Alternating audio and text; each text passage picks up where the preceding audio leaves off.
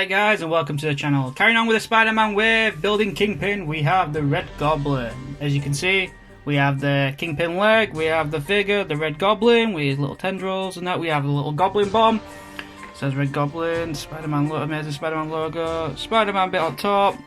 Very nice artwork. Some nicer artwork I've seen. Really like that. Then we have a really nice production shot or promo shot on the back and the rest of the figures in the wave. We've still got Night Thrasher and Black Cat to do. But the blurb on the back, let's have a look. When Norman Osbourne merges with the Carnage symbiote, he becomes the villainous Red Goblin. Very, very cool design. I really feel like this guy could fit in maybe with like Alien, Xenomorph or Predator or something. Like an Halloween film. Not Halloween Michael Myers, I mean just like a horror film. But enough of that, let's get him open and take a look. And here he is, the Red Goblin, and first thoughts, he looks pretty cool. So you can see we've got Kingpin's little stumpy leg, bless him. Oh, look at the size of that leg. And we are building him very, very soon. That's something I'm looking forward to, but we're on Red Goblin here. So, first of all, we have the Goblin bomb. Let's move him out with it. Very similar to the Green Goblin one, just red with the Carnage stuff. It's got the yellow bit. It's got the big eyes. In the comics, I do actually remember this laughing. So you'd think there'd be a mouth on it. But that's the Goblin bomb. Let me have a look about a look. Pretty cool. That's the Goblin bomb. The tendrils on the back, which do remove, are I think the same as Carnage's. Again, tendrils, tentacles, they look cool. I do like them.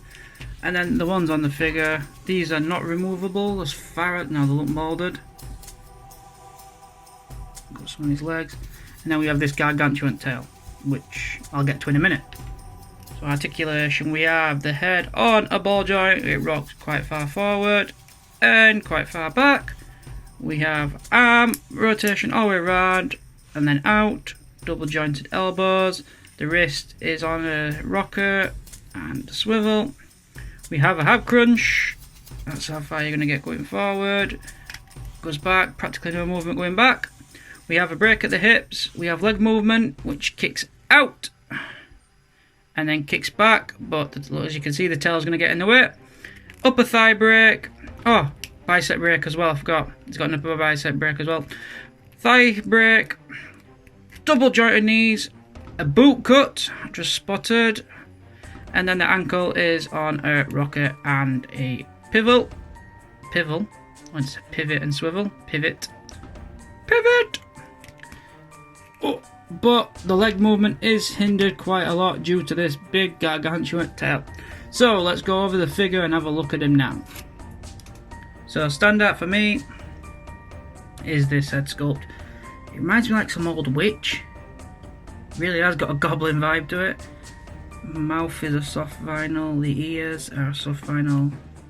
But it really reminds me of an old witch. I really like the paintwork. And then you can see he's got the black underneath and the Carnage markings going around. He is predominantly red. Then going down the arm, we have the tendrils, which are just on a soft vinyl. We have these open arms, which I think it's just the same ones what came with the last Goblin. We've got tendrils on this side. Again, soft vinyl. We have the back. He's got nice pattern. He's got the Carnage pattern. Following down, you can see it going down over his legs. And then we've got these tendrils again. They're all different on each limb. I think the feet are Venom feet. He has got a really hellish, like goblin monster vibe to him. And then of course we've got this big tail. Now the tail is a soft vinyl, so you can maneuver it around a bit, but it is just in the way. Doesn't look like it wants to come off, and it's got no movement really at all. You'd think you'd be able to swerve it round, have it come killing up behind his head, maybe. But no, it's just killed around at bottom. Does look cool when the figure's just standing still, but if you wanted to maneuver it around, you can't really do nothing with it. It's got a nice design on it. I do like the idea of it. Same with the new Scorpion, it is articulated on the new Scorpion, whereas this isn't. So I think that's really let down the figure. But let's pose him up again. And here he is with the tendrils in the back and the Goblin bomb. This tail does weigh him back a bit, but it also does sturdy him. So I'm just wondering if you can get some pretty good poses with him, like leaning back or forward. I do like him, I do. I really like that head sculpt. I think it's very unique, very different, and like I said, it does really remind me of some horror character, like some old cackling witch. The tendrils. He has got a very horror vibe about him. Sure, we ain't got like a Norman Osbourne head sculpt, unmasked.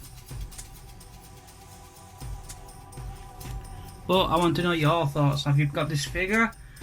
Do you like it? Do you not like it? Were you wondering whether or not to pick it up? What about the character?